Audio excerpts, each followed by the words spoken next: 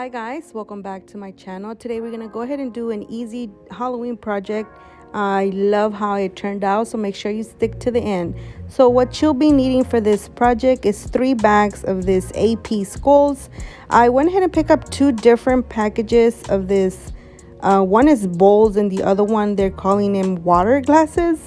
I end up using the 5-pack, which is this one's the water glasses, just because I like how it looked better. You're gonna go ahead and spray paint in black.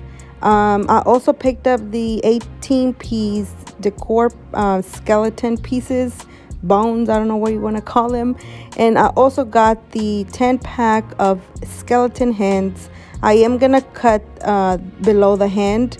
It's like a little skinny part that I did not like, so I'm gonna go ahead and cut that. And you'll be needing some Spanish moss.